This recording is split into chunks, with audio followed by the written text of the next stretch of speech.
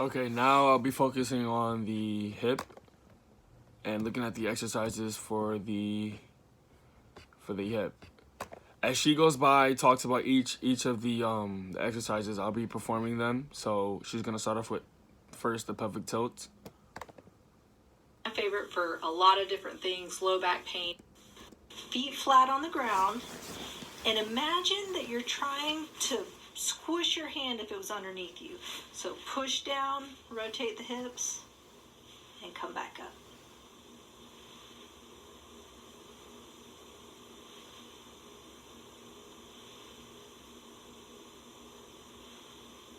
Number 2, bridging. Bridging's another one of my favorites. So next is bridging. A whole lot of muscles. It's working your hamstrings. It's working your gluteus maximus, and it's really just getting those hips. And put your feet flat on the ground. You can put your arms by your side and then push your back, and you don't want it sagging. Just bring it up level and then slowly come back down.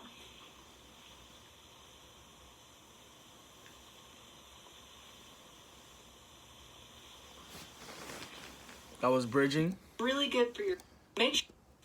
No, this is clamshell. This Make is sure your clamshells. hips are perpendicular to the ground, so you don't want to roll back. Stay up top. Then with your knees bent, bring that leg up just like you're opening up like a clamshell.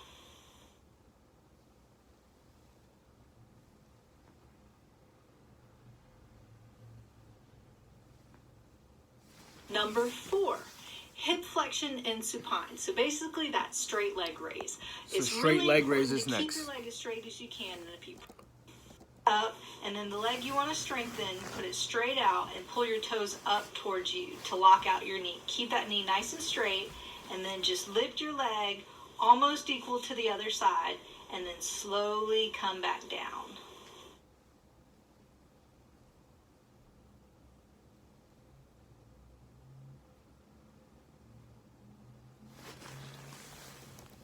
This is a great one. Next is the sideline. Make sure you're still keeping your legs straight. Sideline hip those adduction. Toes pulled tight. For hip abduction and sideline, the leg you're going to exercise is going to be on top.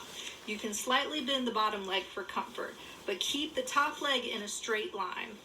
Pull your toes up tight.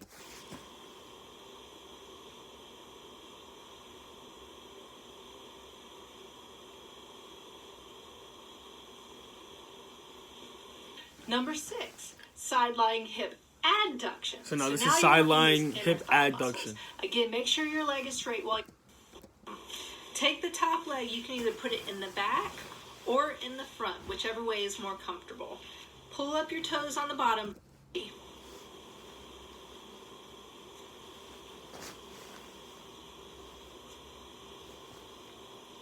Number 7, prone hip extension. So now you're going. Next is prone hip extension. Gluteus maximus muscle is straight.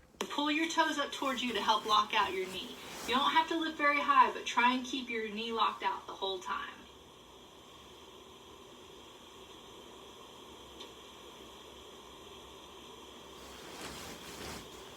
Seated hip flexion might Next seem is seated easy, hip but flexion. it's really working those hip flexors at work if you're sitting in a chair for a long time.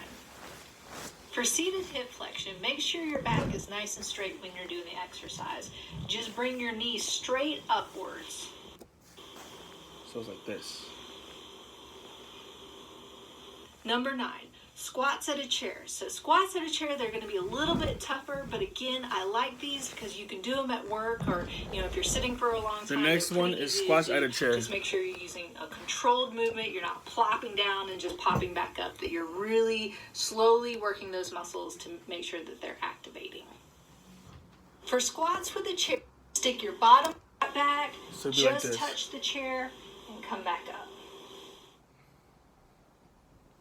Just touching the chair, come right back up.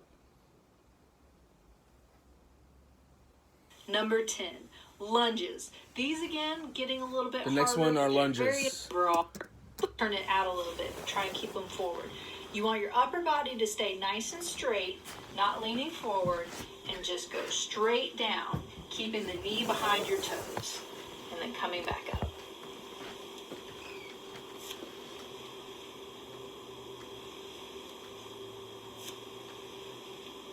So there you have it. Those were your top 10 hip exercises.